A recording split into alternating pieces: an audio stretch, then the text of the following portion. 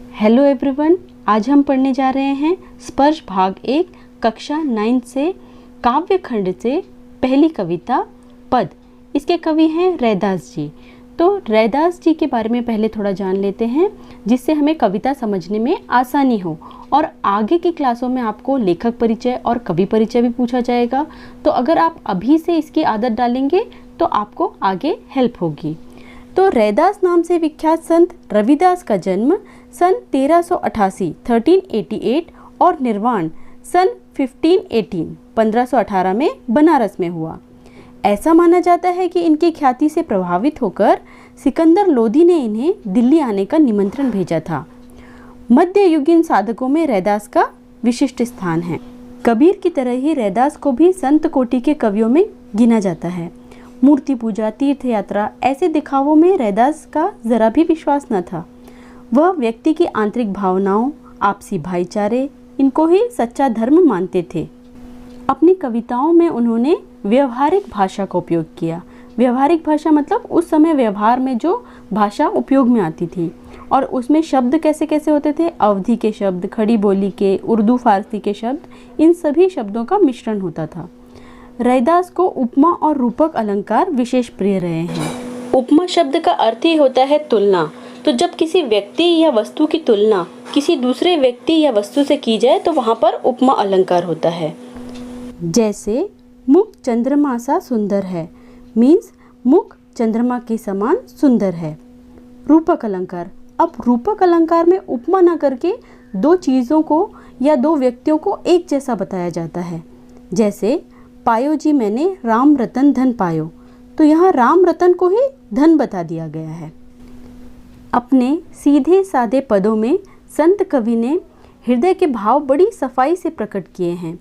रैदास जी के 40 पद सिखों के पवित्र धर्म ग्रंथ गुरु ग्रंथ साहब में भी सम्मिलित हैं। तो चलिए शुरू करते हैं कविता पद। अब कैसे छूटे राम नाम रट लागी, प्रभु जी तुम चंदन हम पानी, जाकी अंग अंग बास समानी। प्रभु जी तुम घन बन हम मोरा, जैसे चितवत चंद चकोरा। प्रभु जी तुम दीपक हम बाती, जाकी ज्योति बरे दिन राती। प्रभु जी तुम मोती हम धागा, जैसे सोनहि मिलत सुहागा। प्रभु जी तुम स्वामी हम दासा, ऐसी भक्ति करे रहे दासा। यहाँ पर कवि रैदास जी ने अपने भक्ति भाव का वर्णन किया है, और उनके अनुसार जिस तरह प्रकृति में बहुत सारी चीज़ें एक दूसरे से जुड़ी रहती हैं, ठीक उसी तरह भक्त और भगवान भी एक दूसरे से जुड़े हैं। अब कैसे छूटे मतलब अब कैसे छूटेगा, राम नाम रट लागी, मुझे तो राम नाम रटने की आदत लग गई है। मीन्स अगर एक बार हमें राम नाम रटने की लत लग जाए तो फिर वह कभी नहीं छूट सकती। आगे वे कहते हैं, प्रभु जी तुम चंदन हम पानी, तुम चंदन हो और हम पानी हैं। जाकी अंग अंग बास समानी, जिसके अंग अंग में यह बास समा गई है। उनके अनुसार भक्त एवं भगवान चंदन की लकड़ी एवं पानी की तरह होते हैं। जब चंदन की लकड़ी को पानी में डालकर छोड़ दिया जाता है तो उसकी सुगंध पानी के बूंद बूंद में फैल जाती है। ठीक उसी प्रकार भगवान भी अपनी सुगंध भक्त के मन में अंग अंग में छोड़ देते हैं, जिसे महसूस करके भक्त सदा प्रभु भक्ति में लीन रहता है। आगे भी कहते हैं कि प्रभु जी तुम घन बन हम मोरा, तुम घन मतलब बादल हो और हम मोर की तरह हैं। जब वर्षा होने वाली होती है और चारों तरफ आकाश में बादल घिर जाते हैं तो जंगल में उपस्थित मोर अपने पंख फैलाकर नाचे बिना नहीं रह सकता। ठीक उसी प्रकार एक भक्त राम नाम लिए बिना नहीं रह सकता। आगे रैदास जी कहते हैं कि जैसे चितवत चंद चकोरा, चकोरा एक पक्षी है जो जिसे वियोग दर्शाने के लिए या भक्ति दर्शाने के लिए हमेशा प्रयोग किया जाता है कविताओं में। तो यहाँ भी कवि अपने आप को चकोर बोल रहे हैं और भगवान को चांद कहा है। कवि कहते हैं कि प्रभु यदि तुम चांद हो तो तुम्हारा भक्त उस चकोर पक्षी की तरह है जो बिना अपनी पलकों को झपकाए चांद को देखता रहता है। आगे कवि कहते हैं, प्रभु जी तुम दीपक हम बाती, अगर तुम दीपक हो तो हम बाती की तरह है।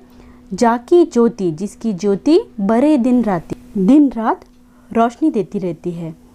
मीन्स जैसे दीपक में बाती जलती रहती है, वैसे ही एक भक्त भी प्रभु की भक्ति में जलकर सदा प्रज्वलित होता रहता है। आगे कवि कहते हैं कि प्रभु जी तुम मोती हम धागा, जैसे सोनहि मिलत सुहागा। कि प्रभु जी अगर आप मोती हैं तो भक्त एक धागे के समान है जिसमें मोतियों को पिरोया जाता है, अर्थात दोनों एक दूसरे के बिना अधूरे हैं। आगे कवि कहते हैं जैसे सोनहि मिलत सुहागा, जैसे सोने में जब सुहागा मिलाया जाता है तो उसकी सुंदरता निखर के आती है, बढ़ जाती है, वैसे ही भक्त जब भक्ति करता है तो उसकी आंतरिक सुंदरता बढ़ जाती है।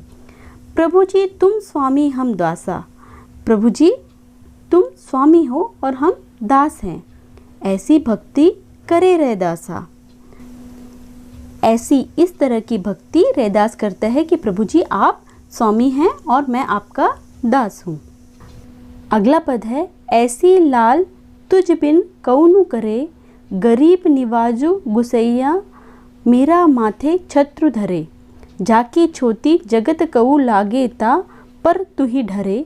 नीचहु ऊंच करे मेरा गोबिंदु काहू ते न डरे। नामदेव कबीरू तिलोचनु सधना सैनु तरे। कही रविदासु सुनहु रे संतहु, हरि जीव ते सभे सरे। यहाँ कवि कह रहे हैं ऐसी लाल, लाल मतलब स्वामी, तुझ बिन कौन करेगा। हे स्वामी तुम्हारे बिना, आपके बिना कौन ऐसा कृपालु है। गरीब निवाजु गुसैया, गुसैया मतलब भगवान को ही कहा है, तो गरीबों को नवाजने वाले, सम्मान करने वाले, दया करने वाले, कृपा करने वाले, तो गरीबों को सम्मान देने वाले आपके अलावा और ऐसा कौन है। आप इतने कृपालु हैं कि आपने मुझ गरीब के माथे पर राजाओं जैसा छत्र रख दिया है, मतलब आपने मुझे राजाओं के जैसा सम्मान प्रदान किया है।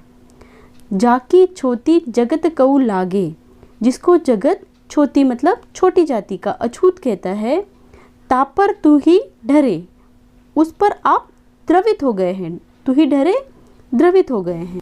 नीचहु ऊंच करे मेरा गोविंदु काहू ते न डरे। हे स्वामी आपने मुझ जैसे नीच प्राणी को इतना उच्च सम्मान प्रदान किया। नामदेव कबीरू तिलोचनु सधना सैनु तरे। आपकी दया से हे प्रभु नामदेव कबीर जैसे जुलाहे, त्रिलोचन जैसे सामान्य मनुष्य, सधना जैसे कसाई और सेन जैसे नाई संसार से तर गए, संसार से उनका उद्धार हो गया, उन्हें ज्ञान प्राप्त हो गया। अब अंतिम पंक्ति में रैदास जी कहते हैं कही रवि दासु सुनहु रे संतहु, हरि जीव ते सभे सरे। कही रविदासु मतलब रविदास कह रहे हैं, सुनहु रे संतहु संत लोग सुनिए, हरि जीव हरि जो हैं ते सभे सरे वे सब करने में समर्थ हैं। सभे सरे मीन्स सब कुछ करने में समर्थ हैं, वे कुछ भी करने में सक्षम हैं। तो कैसी लगी आप लोगों को ये कविता? मुझे उम्मीद है ये कविता आप लोगों को अच्छी तरह से समझ में आ गई होगी। इस कविता में कवि ने बहुत सारे उपमा अलंकार का उपयोग किया है, तो वो मुझे आप लोग कमेंट बॉक्स पर लिखकर ज़रूर बताइए। मिलती हूँ अगले वीडियो में। अगर चैनल को सब्सक्राइब कर लिया है तो बेल आइकन को भी प्रेस करिए ताकि मेरे नए वीडियो के नोटिफिकेशन आपको टाइम पर मिलते रहें। मिलती हूँ अगले वीडियो में, तब तक के लिए स्वस्थ रहें, खुश रहें और अपना ध्यान रखें।